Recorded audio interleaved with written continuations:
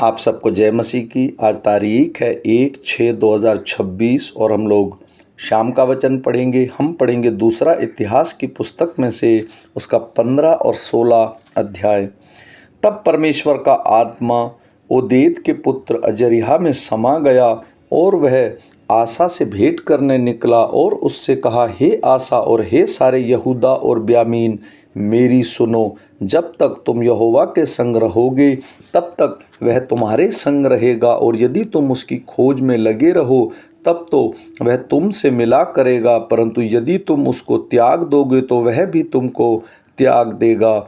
बहुत दिन इज़राइल बिना सत्य परमेश्वर और बिना सिखाने वाले याजक के और बिना व्यवस्था के रहे, परंतु जब जब वे संकट में पड़कर इज़राइल के परमेश्वर यहोवा की ओर फिरे और उसको ढूंढा, तब तब वह उनको मिला। उस समय न तो जाने वाले को कुछ शांति होती थी और न आने वाले को, वरन सारे देश के सब निवासियों में बड़ा ही कोलाहल होता था। जाति से जाति और नगर से नगर चूर किए जाते थे, क्योंकि परमेश्वर नाना प्रकार का कष्ट देकर उन्हें घबरा देता था। परंतु तुम लोग हियाव बांधो और तुम्हारे हाथ ढीले न पड़े, क्योंकि तुम्हारे काम का बदला मिलेगा। जब आसा ने ये वचन और ओदेद नबी की नबूवत सुनी, तब उसने हियाव बांधकर यहूदा और ब्यामीन के सारे देश में से और उन नगरों में से जो उसने एप्रेम के पहाड़ी देश में ले लिए थे, सब घिनौनी वस्तुएं दूर की, और यहोवा की जो वेदी यहोवा के ओसरे के सामने थी उसको नए सिरे से बनवाया।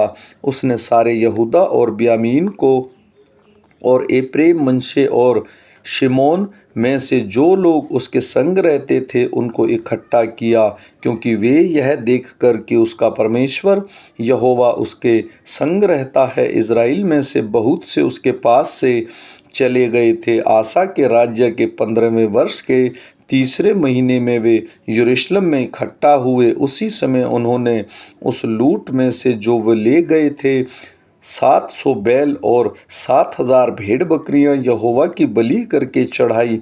उन्होंने वाचा बांधी कि हम अपने पूरे मन और सारे जीव से अपने पूर्वजों के परमेश्वर यहोवा की खोज करेंगे।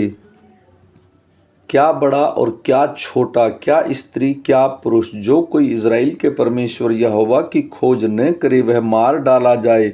उन्होंने जय जयकार के साथ तुरहियां और नरसिंगे बजाते हुए ऊंचे शब्द से यहोवा की शपथ खाई। यह शपथ खाकर सब यहूदी आनंदित हुए, क्योंकि उन्होंने सारे मन से शपथ खाई और बड़ी अभिलाषा से उसको ढूंढा, और वह उनको मिला, और यहोवा ने चारों ओर से उन्हें विश्राम दिया। आसा राजा की माता माका, जिसने आशेरा के पास रखने के लिए एक घिनौनी मूरत बनाई, उसको उसने राजमाता के पद से उतार दिया, और आसा ने उसकी मूरत काटकर पीस डाली और किद्रोन नाले में फूंक दी। ऊंचे स्थान तो इज़राइल में से न ढाए गए, तो भी आसा का मन जीवन भर निष्कपट रहा। उसने जो सोना चांदी और पात्र उसके पिता ने अर्पण किए थे और जो उसने आप अर्पण किए थे, उनको परमेश्वर के भवन में पहुंचा दिया। राजा आशा के राज्य के 35वें वर्ष तक फिर लड़ाई ना हुई। आशा के राज्य में 36वें वर्ष में इज़राइल के राजा बाशा ने यहूदा पर चढ़ाई की और रामा को इसलिए दृढ़ किया कि यहूदा के राजा आसा के पास कोई आने जाने न पाए।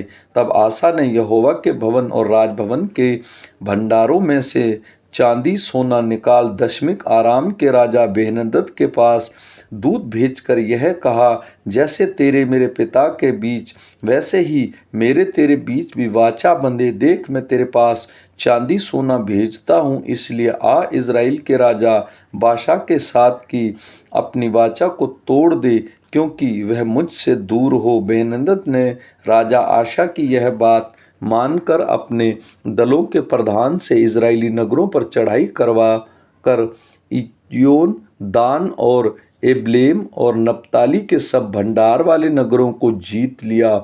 यह सुनकर बाशा ने रामा को दृढ़ करना छोड़ दिया और अपना वह काम बंद करा दिया। तब राजा आशा ने पूरे यहूदा देश को साथ लिया और रामा के पत्थरों और लकड़ी को जिन से बादशाह काम करता था उठा ले गए और उसमें गेबा और मिस्पा को दृढ़ किया।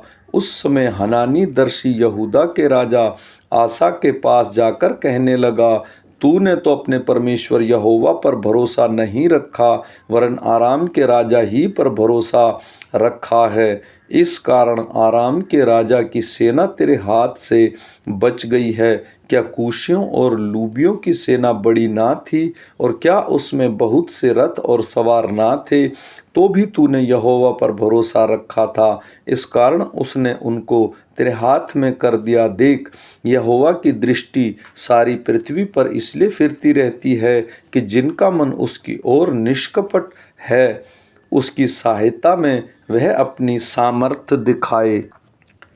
तूने यह काम मूर्खता से किया है, इसलिए अब तू लड़ाई में फंसा रहेगा। तब आशादर्शी पर क्रोधित हुआ और उसे काठ में ठुकवा दिया, क्योंकि वह उसकी ऐसी बात के कारण उस पर क्रोधित था। उसी समय से आसा प्रजा के लोगों पर अत्याचार भी करने लगा। आदि से लेकर अंत तक आसा के काम यहूदा और इज़राइल के राजाओं के वृत्तांत में लिखे हैं।